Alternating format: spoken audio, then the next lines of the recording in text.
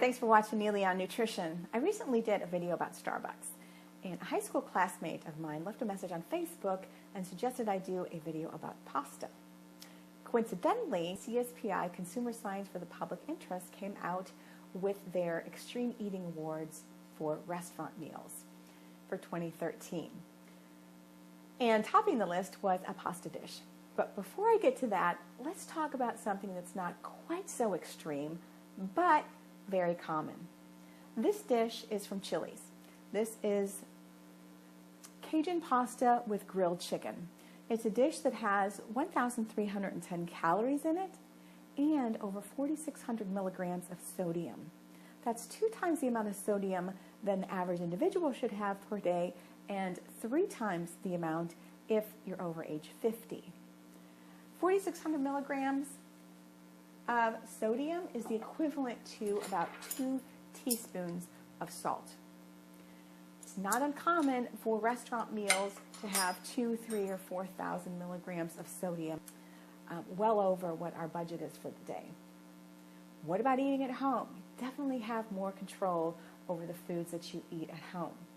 When it comes to pasta, we do have to be careful because it's a starchy carbohydrate, and I do definitely prefer the whole wheat pasta over the refined white pasta.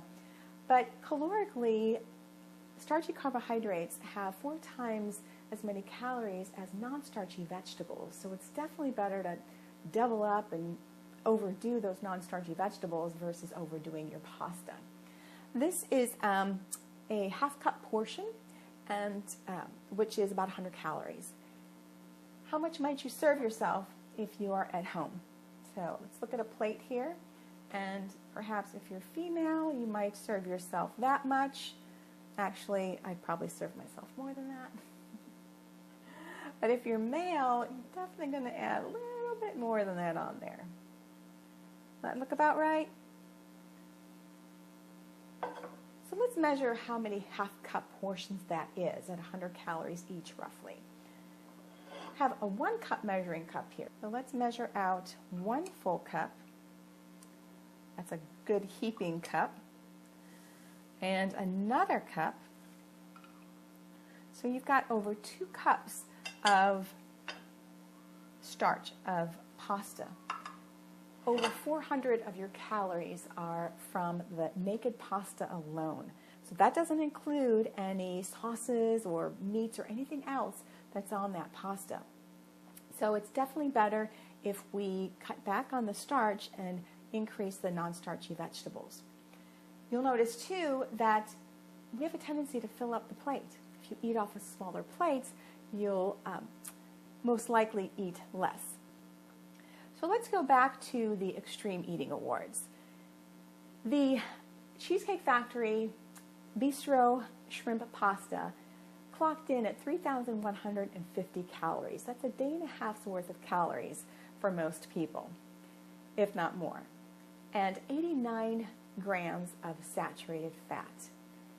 That's over 4 times the budget for the day. So you've got almost 5 days worth of saturated fat right there.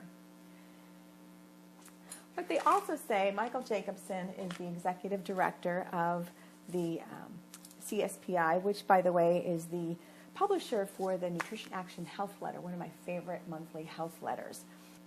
On the back of their issue every month, they have food porn. And this really is what we're talking about here, is food porn.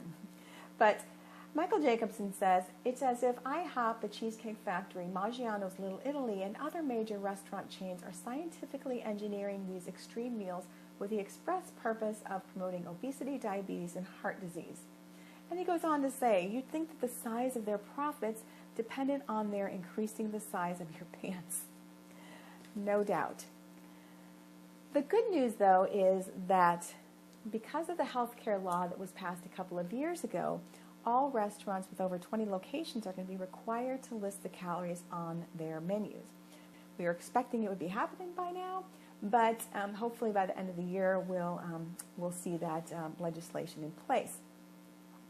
A lot of restaurants have already taken the initiative and are already including that information on their menus, which is great. I know a lot of people don't agree with the whole government getting into, what we're eating and so forth, but I look at it as disclosure.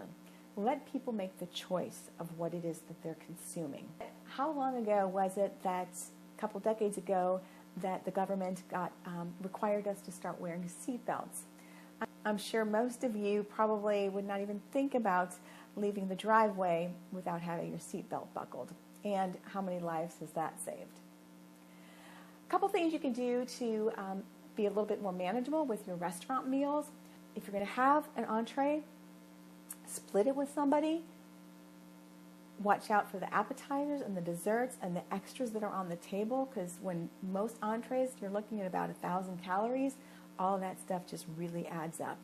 If you hardly ever eat out and it's a real treat for you, it's not going to be that big of a deal if you go overboard a little bit. But with 49% of our food dollar eaten away from home, that's a really big part of our calorie budget when we're getting meals like this. Feel free to leave me comments and any suggestions on videos that you'd like to see. Thanks for watching Neily on Nutrition, and we'll see you in the next video.